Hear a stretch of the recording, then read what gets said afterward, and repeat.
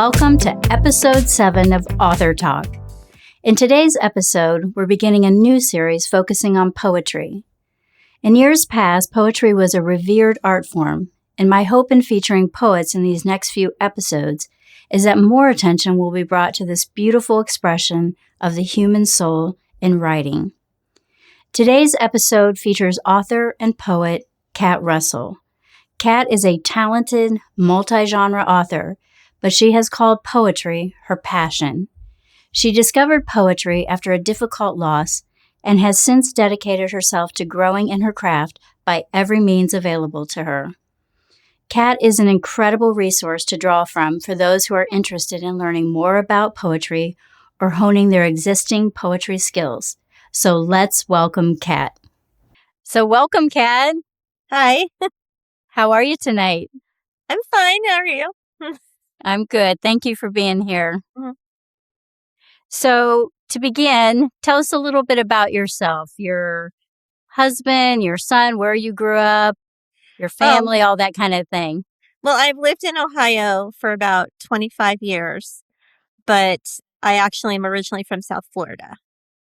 And We're out in South Florida. Hollywood, it's kind of in between Okay. like Fort Lauderdale and Miami. It's like midway between. So I grew up in South Florida, and then we were overseas for a while when my husband was in the military. We lived in Germany for a few years, and then That's we came neat. back, and then we eventually settled in Ohio. So, And you have one son, right? yep, Christopher. He's going to be 25 next week. Right. So tell me, which do you prefer, Ohio or Florida? Ohio. Ohio. Ohio. Me too. Definitely Ohio. Yes. We lived in Jacksonville for 3 years, and I don't know, I just miss the seasons and everything. Jacksonville is also a completely different environment because Florida is so long that it's basically like 3 states. Right, So right. Jacksonville is closer to Georgia than like South Florida and Miami and everything. Right. So Yeah, we got a little bit of cool weather, not a ton, but it was probably a lot cooler than where you grew up. So anyway, so segueing into your writing, tell me at what age you began writing seriously. well, mid to late 30s. Okay. And it was 2007 I started NaNoWriMo, and Right. it had never occurred to me that I could write. I've read my entire life. I've been a book lover since before I could read. I would like bug my mother to read all the signs on the road, like hoping to kind of Aw. pick it up and stuff like that. And she would get irritated. But, because I was constantly bugging her. Well, what does that one say? It's like, shut up. I need to look for traffic signals, So I've always loved books, but it just never occurred to me that I could write one. And Right. and then in 2007, I accidentally came upon NaNoWriMo, which is National Novel Writing Month, where every November, it's like a self-challenge to write a 50,000-word rough draft novel. And the freeing part of it is that you concentrate on quantity over quality. So Right. you just write as much as you can and, Yeah. hope that it works out by the end. And I wrote, and I thought it was freaking brilliant. It was great. I was like, wow, I didn't realize I was so good at this, right? And I told my son I was compiling all of his stories that I came up with for him. Like when I would tell him these little stories about a chimpanzee named Monkey Boy, because that was our nickname for him when he was little. Right. So I thought, okay, I'll write all these stories up, but then I ran out of material. So then I just had to write a bunch of other stuff. And so I told him I was going to give him this book as a Christmas present. So I printed it out and I gave it to him and I started reading it to him. And I thought it was brilliant. But when I started reading it to him, it was unbelievably bad. I was putting myself to sleep. It was so bad. And, quoting Monty Python, I got better, Yes. But, well, that's the glory of rough drafts. I mean, Right. you improve after you do more.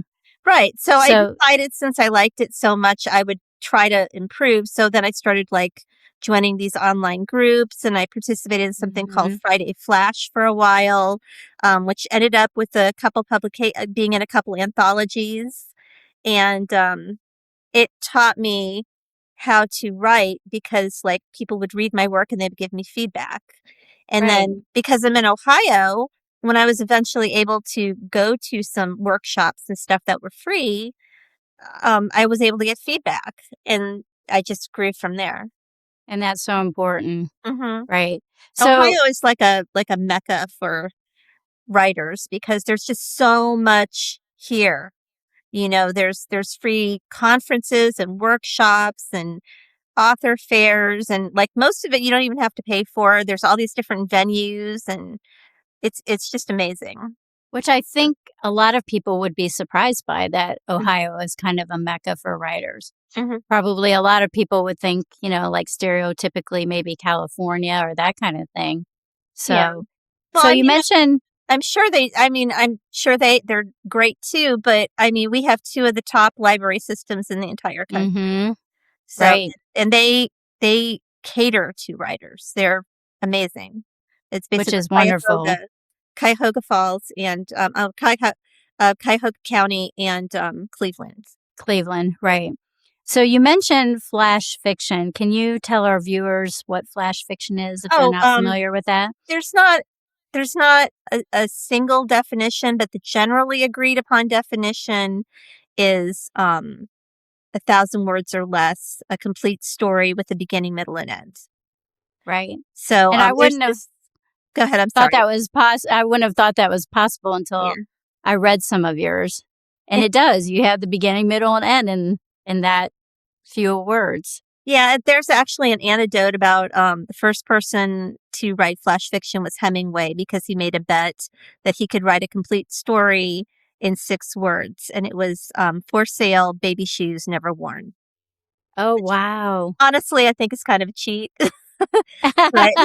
But it's Hemingway, right? There's so many ways you could go with that. I mean, it's more of a writing prompt for a flash fiction story than an actual story in itself, but you can see where it came from. Right. So, but again, it's Hemingway, so he can get away with it, right? He can get away with it. You know, I'm just some schmuck in Ohio. They're not going to care whether I get away with it or not. But I've read some of yours, and they're better than what Hemingway said he wrote. Yeah, I don't. So I wanted to talk to you about your writing. So you've written a medieval fairy tale, and you've written a science fiction comedy, but you've also written several volumes of poetry and been in several anthologies. Do you consider yourself primarily a poet? Yes. Is that your passion? Yes. Yes. Okay. Yeah, I mean, tell us about go ahead. Tell us about how you got into poetry. Well, I was writing, like I said, flash fiction, and I wanted to get better at it. And which flash fiction is generally written in prose, which is just everyday language. And I wanted to go to like a monthly poetry workshop or class or something. I'm sorry. I went to a monthly poetry workshop because they didn't have a fiction workshop available for the same thing. So I went to the poetry workshop figuring it's close enough. And then I started hearing all these people who were local poets, and they were amazing. And I didn't, it sounds dumb, but I didn't realize that there really were a lot of modern poets. The only poets I had ever heard of were people who had been dead 100 years at least, or, you know, like I said, old white dudes or right. But, you know, it's like I could tell you about the Raven. This was just one of my favorite poets, but I'd never heard of Billy Collins. And he's fairly recent. I mean, he's still, you know, he was the poet laureate of the United States years ago, but he's still alive. He's still writing. He's still putting out books. You know, and he talks in contemporary language. He's not talking in this old-fashioned language. Old English, right. Well, no, the Old English is basically like a foreign language. I mean, even Shakespeare spoke modern English. He just spoke a different version of modern English. Like, you know, the everyday phrases and stuff they used were different, but Old English is indecipherable. Yes. What's the famous volume that's written in Old English? It's escaping my memory right now. And I read it one time and I thought, that is a Not, foreign language. I'm not sure what you're referring to. You're going to have to give me a Yeah, little more than that.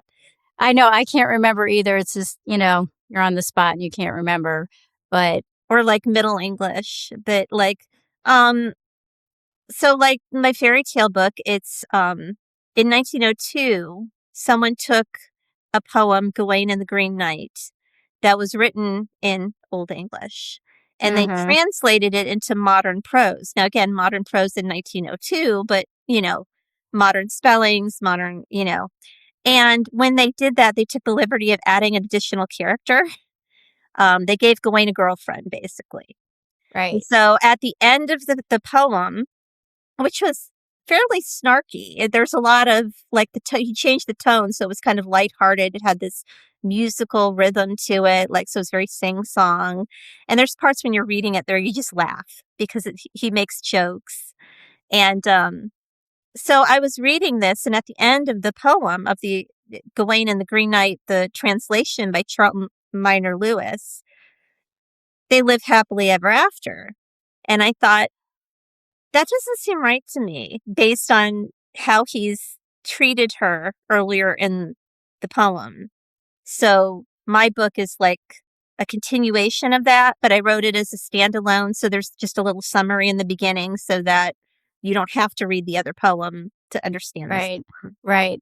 Yeah. And it has quite an interesting ending. So I would encourage everybody to buy. I'm going to hold it up here. The fairy tale ends, a tale of Gawain and the Green Knight. So there it is. Yeah, it'll definitely catch your attention. So Well, I mean, it's in the title too. It's the fairy yeah, tale well, ends. that's true. I didn't think about that. It kind of gives away the ending. But I was reading a blog that you were featured on, and you said this: when you start writing, and particularly referring to poetry, you become practiced in the art of observation. You notice metaphors all around you. Mhm. Can you describe what that's like in your daily life as far as writing poetry? Well, it's like anything else. The more you read, the more you get into that headspace. Like if you read a lot of horror stories, then maybe you walk out into the kitchen and see a knife laying on the counter, then automatically you're thinking about all the ways that could kill somebody, or what if it fell down and, whatever. So it's the same thing when you're reading a lot of poetry and you're in this mindset of looking at metaphors and similes and stuff, then you just look at something and you see the dandelion blooming and go, hey, that reminds me, and you just file it away for later. Or, I keep a notebook on me, so write it down and then maybe use it later. So, do you think you were always like that, or do you think when you Yeah. started learning poetry, then you became attuned to all Yes. those metaphors in life? Yes. Okay. In fact, Okay. right now I'm writing mostly prose because I'm doing kind of a hybrid book that's part poetry and then it's prose about what's going on while I was writing the poetry.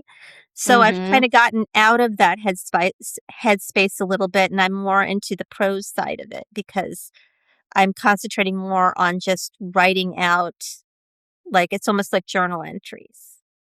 So it Right. just Right. depends what you're reading and doing at the time that influences how you like see the world. Right. Okay.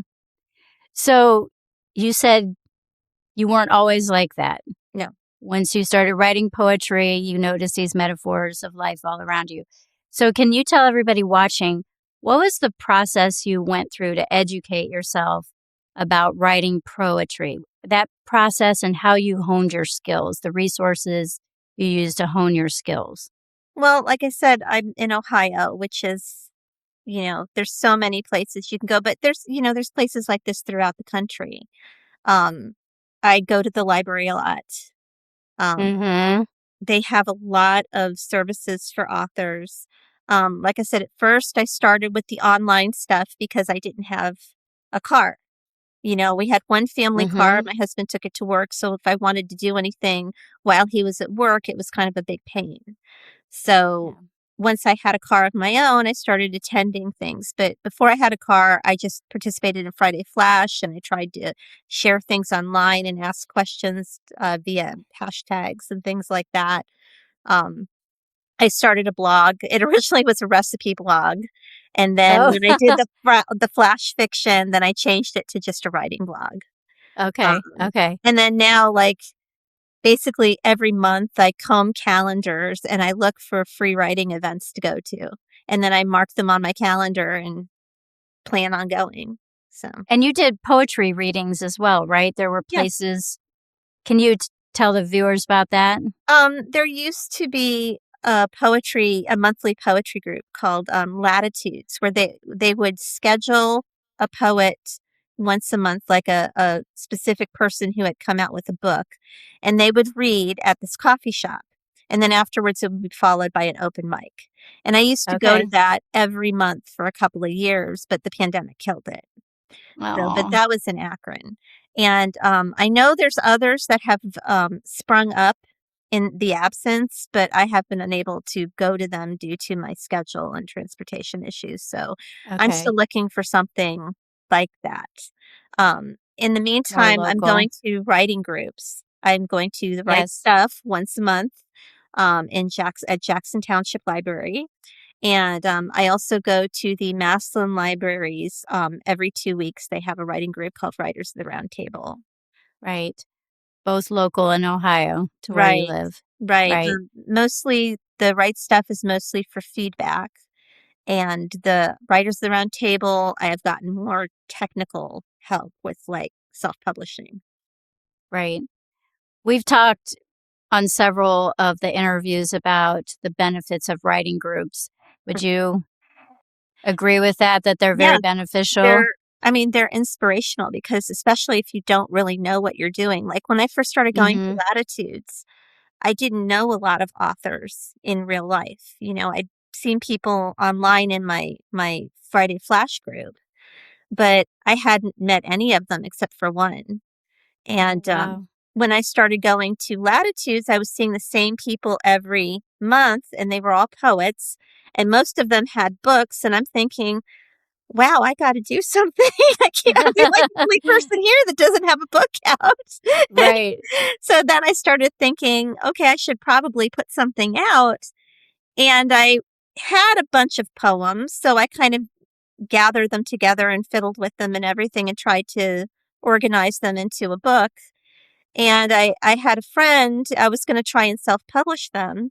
And she goes, "Oh, no, don't do that." She goes, "You get more credibility if someone publishes it for you, a small press."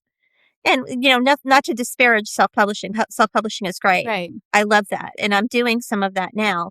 But when I first started, she said, "No, you should try to have a small press publish you." And I said, "Well, I know a couple people, but I don't want to, like, impose on our friendship."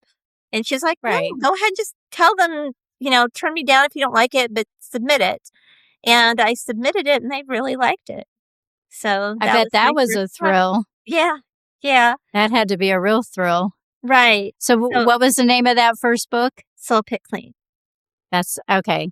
I think Yeah. Soul Pick Clean is probably my favorite. I've read several of Mm, yours. So okay. tell us about when you went to Latitudes and you read for the first time. Were you terrified? Yes. I remember I was holding the paper in my hands and my fingers were doing this.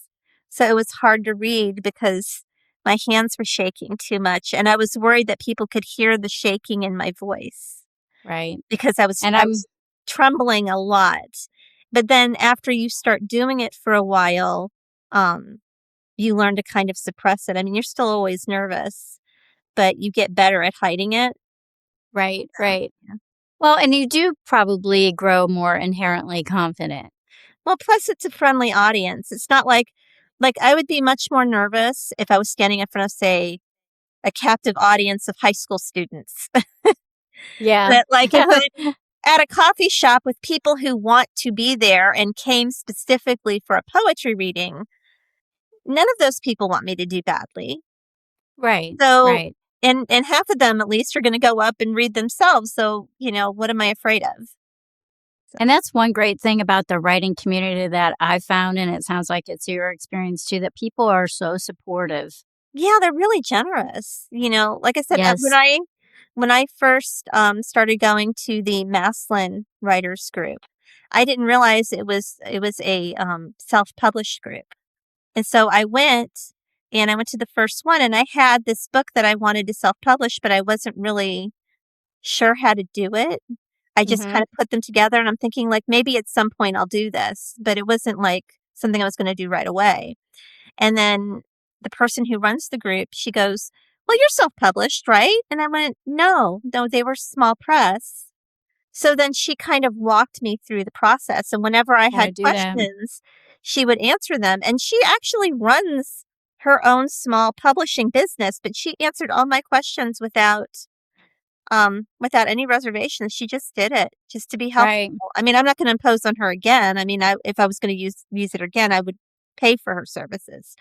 But Yeah, but like first you time, said, she was just helping such me out. such generosity within the writing community. Mm-hmm. So, okay, so when you started reading at Latitudes and sharing your poetry, you were learning, you're in that process of learning, and now you're what we would call a veteran poet in my mind. So, for our viewers who are interested in poetry, can you talk about some of the forms of poetry, the different forms of poetry, and what those look like? Well, I mean, I can't possibly name them all, but like Yeah, in just high give us a school, few yeah. examples. Well, like in high school, we all have to write the obligatory sonnet, which is very strict form with end rhymes and a certain amount of lines and a certain meter. Mm-hmm. But most of my poetry has been um free verse, which is without a strict form. It doesn't mean that Mm-hmm. you're not using poetic elements like simile and metaphor and maybe internal rhymes or end rhymes or whatever, but you're not limited to a particular form that you have to have like 10 lines and each stanza is 4 lines long, and you don't have to do that. You can do it how you want to do it, which I like that because a lot of times it's easier to fit the subject matter to the shape of the poem. Right. So what you're doing is you're picking a form that reflects the poem. So like if I was writing a poem about being a obsessive compulsive neatness freak, I might pick a sonnet because I could be very tight with what I'm Tight. saying, and that form Mm-hmm. would reflect my attention to detail and not wanting to waver in any way. That But makes if sense, I right? but if I want to write a poem about being a messy person, a sonnet probably isn't the right form. Free verse, I could maybe have some of my lines sort of trail off and, Mm-hmm. maybe play with the shape of the poem, things That's a like really good point. um That's a really good point. right. Like and so like as an example of that, like I used the ballad form for the fairy tale ends because it's a form, but it's got that sing-song quality. So it's not the same form as the original poem that I am kind of parodying, but it is similar to it. Okay. And so it kind of has that more humorous aspect where you have the sing-song talking and the end rhymes and everything.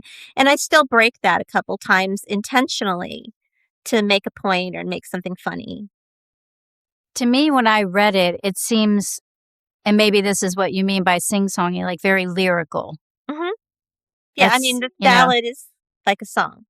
So yeah, just very lyrical, yeah. flowed and and and even the humor, you know, follow that pattern, but it almost struck you even more because here's this lyrical, you know, poem and then this funny humorous thing is in there. It just kind of Mhm. makes you laugh.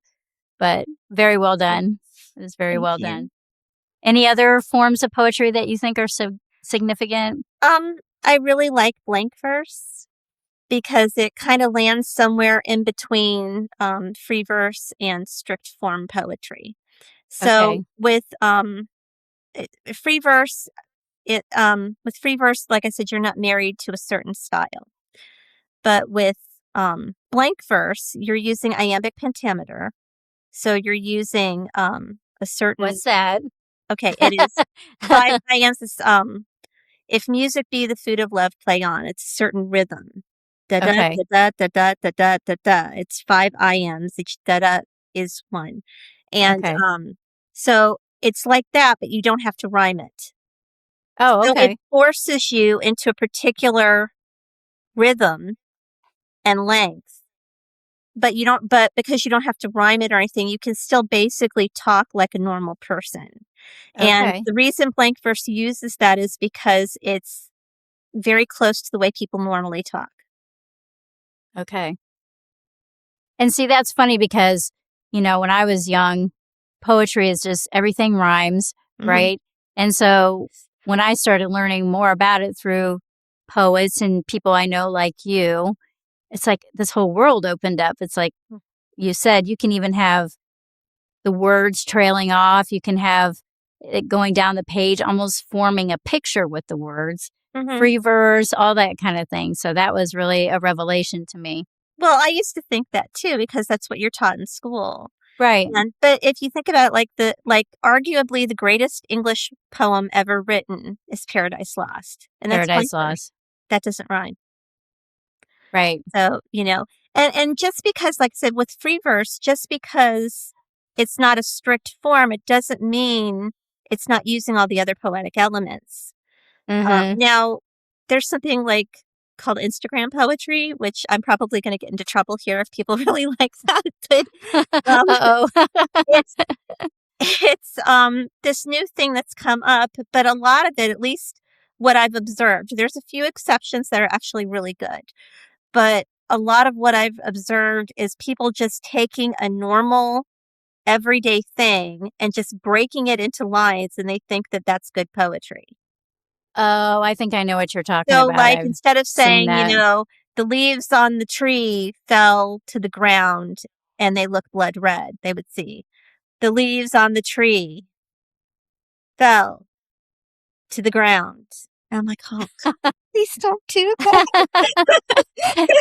Cat Russell, not a fan of that.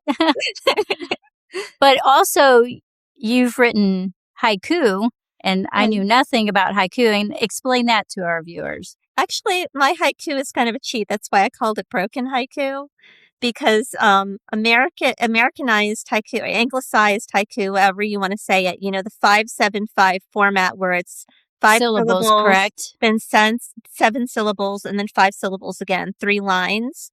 Mm-hmm. That's not really accurate for what haiku is in its original language. Excuse me. Usually, traditional haiku is nature themed. It has some sort of clue as to the season. Okay. And it might look like 2 lines or something. It's hard to tell because it's written in something that's totally different from English.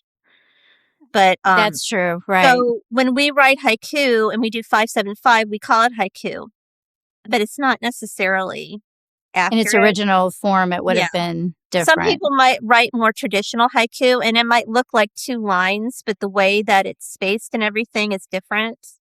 I honestly don't know enough about the original. I just know that the 5-7-5 is not accurate. So, Okay. when I wrote my chapbook that's 5-7-5 haiku, I called it broken haiku so that the traditionalists wouldn't get mad at me.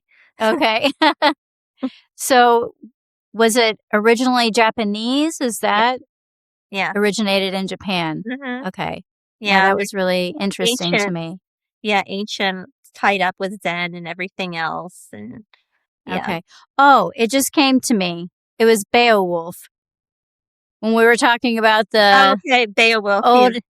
Okay. Honestly, I haven't read the whole thing of that. I'm Old lady. familiar with it, but I haven't read it straight. I haven't read it through. Yeah. I mean, I didn't read the whole thing, but, age 60 moment. It took a while for it to come to me, but it was Beowulf. So that's very informative. Thank you. Because like I said, I didn't know all these things about poetry, and I'm thinking, probably a lot of our viewers don't either. So breaking that down There's so much was, information online. And like I said, if you don't want to get it online, you can always get it through people you talk to if you're in a writing group, or you can even just go to the librarian and say, point me this way. yeah. And I think, most everybody would say we live in very tumultuous times right now. And I think people probably do want to express themselves and their feelings about the times they live in, probably every era. Mhm. And poetry is such an amazing form to do that. And so I'm hoping that people will be inspired by your writing and, the different forms of poetry you're talking about. Yeah, like I said, as far as expressing yourself, there's certain, like I said, I started off with flash fiction, which is very similar in form to poetry as Mm-hmm. far as most poetry. I mean, not novel length ones, but just most everyday poetry that you see is shorter form, like maybe a page or two at the most. Mm-hmm. And it's it's just, it has a lot in common that way, but there's certain things you can't say in a story that you can say in a poem, because poetry can be a little more ambiguous and just emotional. I mean, Mm-hmm. you could paint a picture with a story, but poetry is more about painting a reaction or an emotion. Feelings, So, right. so while I was getting much more into poetry by attending that class, after the flash fiction, I attended poetry class. I was getting more into it at that point because I was exposed to it and I didn't even know it was a Mm-hmm. thing. And and then my father died, Yes. and I had to go to Florida and take care of things, and the way my mother was crying and handling things. And you can't really write a story to purge how you're feeling that way. It just, I mean, you can, but that wasn't working for me. But when I wrote Right. poems, it felt like therapy. Right. And poetry just encapsulates things, I think, so much better than a long story form. It Right. just it Well, just even a seems to. short story form. Like I said, what I liked about the flash fiction short story form is that it condensed everything. Yes. So it Yes, forces exactly. you to be very, very short in how you express yourself. Yes. You can't be too So wordy. so talking about, the loss of your father, and I think I read on a blog about you that was what really got you into poetry, and by what you're saying here tonight. So I wanted to read from your book Kaleidoscope, your poem about your father. It's called Borrowed Robes. So I'm going to read it. Hopefully I do it justice, and then you can kind of talk about Okay. your feeling and what went into that. So this is Borrowed Robes. When my father died, his thin cotton robe was the only thing I took. The maroon fabric kept his scent, the cologne he wore every day. Each time I wear it, I feel his arms around me, keeping me warm. Often I borrow my husband's castaways, big enough to swim in. When he's away, I sleep in his shirts, too long to wear anywhere else. Each time I wear one, I'm enclosed by loving arms, his balmy embrace. Who will wear my clothes when I am gone? Tell Yeah. us your thoughts I there. mean, it's pretty much literally what happens. Like when I went to Florida to help take care of my mother wrapping up her house, because she moved to an assisted living facility after my Mm, father died. And I had to go through things and decide what to take with me. And I could mm, only take a few things because I was going on a plane. So it wasn't like I could ship it. So I picked my father's bathrobe and I kept thinking, was this like one of the last things he wore before he mm, couldn't, he kind of slipped away into unconsciousness, and, then he was like that mm, for a while. So when I wore it, it smelled like Old Spice, mm. and it just made me feel like he was there. Right. And, You captured that beautifully. Yeah, I mean, it's the same thing, like, because it's literally close to their skin. Right. So without them being there, that's like the next best thing to, The person. the Right. person being there because it still has their scent. It still feels like them. Um, and then I started thinking about, as you do your own mortality Mm-hmm. and wondering if anybody would do that. Like, I collect scarves. So, you know, would somebody be wearing my scarves after I'm gone? Would Mm-hmm. they have the exact same thoughts I was having about my father? That was beautiful the way you ended it. I mean, like you said, just that simple question captured what you were talking about with mortality and would you be missed, leaving behind those who loved you. And like you said earlier, you can't do that with a story in the way you did it with a poem. It just hits you harder. Yeah. Yeah. In my mind, it hits you harder. Thank So you. I want to read another one. And this is from your book, Soul Picked Clean, which I love that title. Thank you. And the name of this one is Why I Can't Tell You About My First Time. And it wasn't what I thought it was going to be when I started from Yeah. the title. It's a little misleading. Yeah. But I loved how you did the play on those words. So, Mhm. but I'm not going to read the whole thing, but I'm going to read a couple verses and then the last verse. So, why I can't tell you about my first time. I can't remember the first time I stepped into a library and smelled the sweet, musty smell of used paperbacks, hardcovers, escapism, and knowledge seeking. The first time I asked my parents to read aloud the signs we passed on the highway, or the first time I sat in the branches of the tallest tree in the playground behind our church, trying to sound out what letters made up words because I hadn't been taught to read yet. I can't recall the first book that I fell in love with, falling into its pages, examining the pictures for clues to the story. Nor do I remember the first book I ever read on my own, or my first book without pictures, a truly shocking concept. And then the last verse. I don't remember specifics, only always loving letters and words and books and stories for as long as I can remember. I love that. Thanks. I felt like that was my experience too. So that's another thing about poetry. It's people find their experience in your words, and that's such a comforting thing. Yeah, So talk about that one. well, I think I came up with that because there was a writing prompt to write about Okay. your first time with something. And it didn't say what it was. And Okay. I kept trying to think and I couldn't remember. So I just wrote about why I couldn't remember. Right. And yeah, I mean, it's everything that I've told you before that, I've always loved books since before I could read them. Right. So, And again, you capture that so beautifully in a form like we've talked about that you couldn't do in any other way except poetry. mhm. And there's something about reading someone else's experience that's similar to yours in a book Yes. that, like you said, that's comforting. Um, like I can't really relate to Laura Ingalls Wilder in the, setting up the cabin. I loved reading about it, but I Right. couldn't relate to it.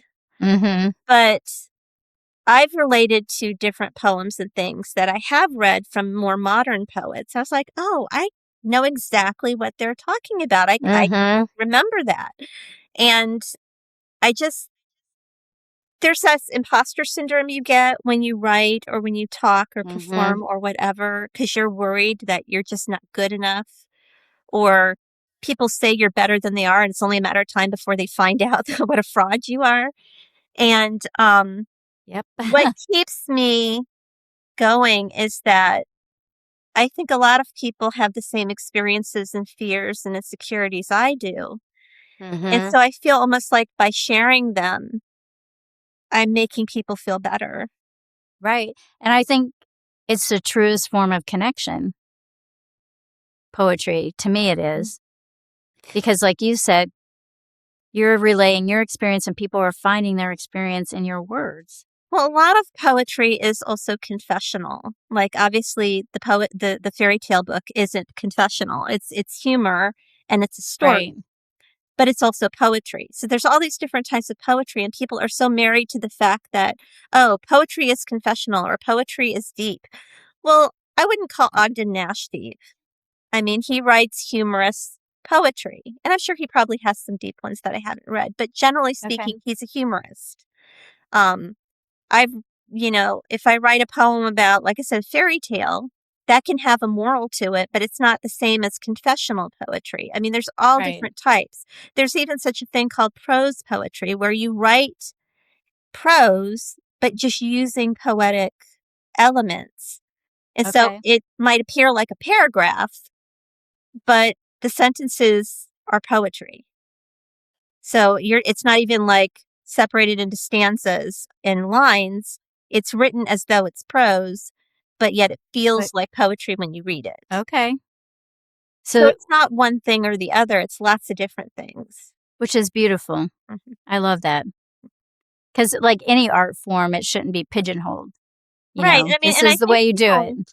People are too serious a lot of times. Like you can't be funny.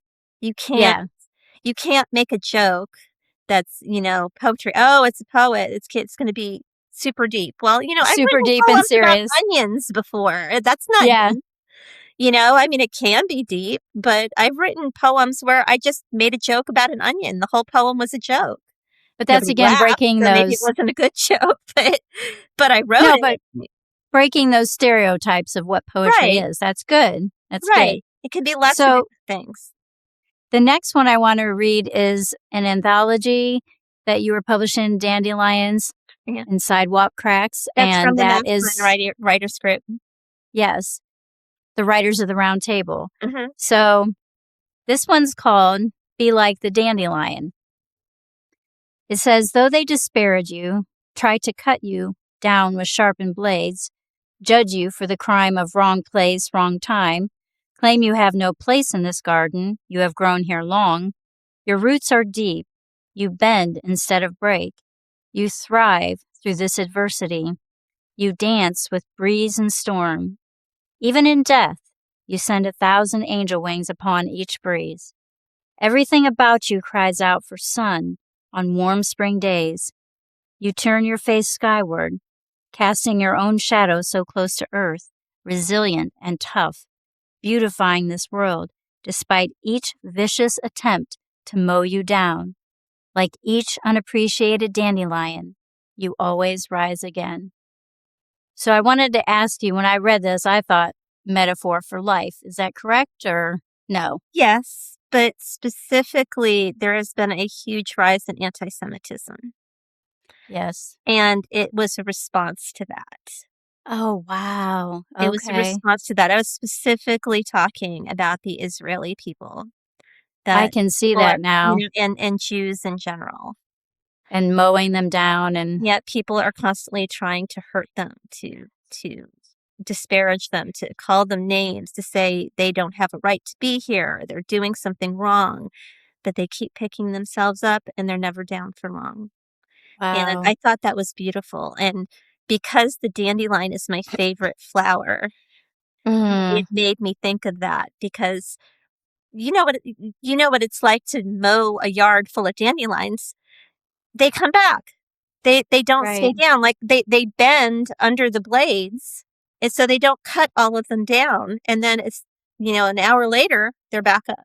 The roots are still there too. Deep. Yeah, that's one of those everyday metaphors that we were talking about earlier. Right. I love that. And that poem's even more meaningful to me now, knowing what inspired it.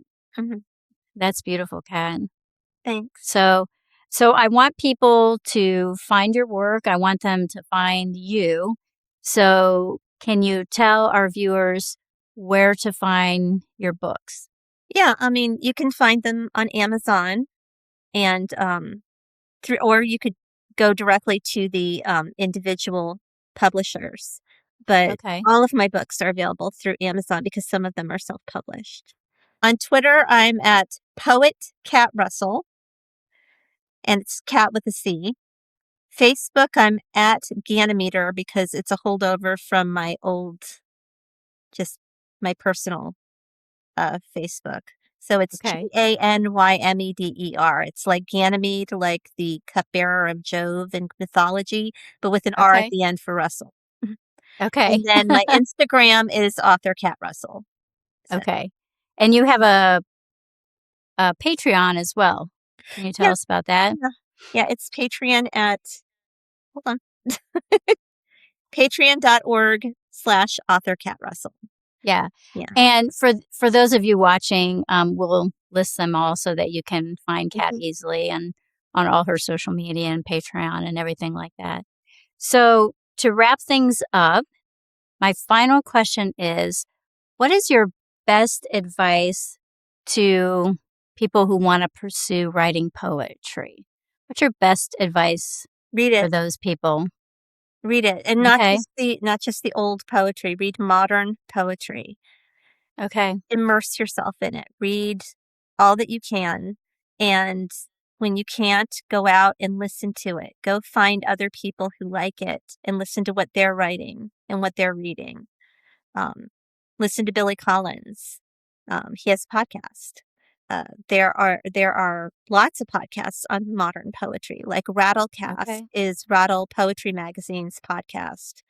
I mean, there's just tons. There's tons that you can listen to and you can read. But if you really want to write it, I also suggest you just join a writing group Yes. because Yes. what you don't know, they will help fill in the gaps. So, And that was so helpful to you yeah, when you exactly. got into it. That really helped you. Well, like I said, So, when I was going to Latitudes, I was like, well, I got to get a book out because I'm like the only person here that doesn't. So I should probably put something out so that I started, it inspired me. And, right, and again, what I didn't know, I just asked people and they were more than right, happy to help me because I have no idea what I was doing. So, right. And to everybody watching, if you're interested in writing poetry or, any type of writing, actually, don't be afraid to ask. Don't be afraid right. to ask questions. There's online groups, going like Kat said to the writing groups, but Facebook, you can find, you know, authors online on Facebook, Instagram to ask questions. There's writers groups on, just Yeah. specifically online. The writing community is extremely generous.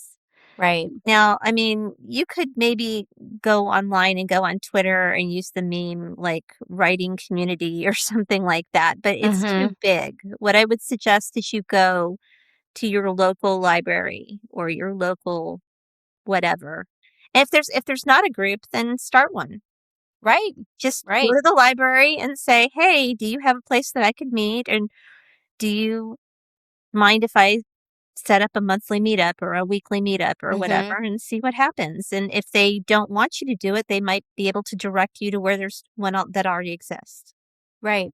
So, Well, that is really great advice all around. So, well, I hope that everybody watching will be inspired by Kat's writing, and hopefully you go look up her books and read her poetry and her other volumes. mm, And I would just love personally to see a resurgence of appreciation for poetry. I feel like I said in the intro, in times past, there seemed to be, a great reverence for poetry, and maybe we've lost that a little bit. So I'd love to see there's that return. actually a lot more poetry going on. It's just that people, for some reason, don't know about it. Yeah. But Well, hopefully, it's actually all around us. and hopefully, like through things like this, interviewing you and other poets we're going to have on, that people will be able to find those things more readily. So thank you so much for being here tonight. I really appreciate it. Thank you. Okay. Take care. Bye. Bye.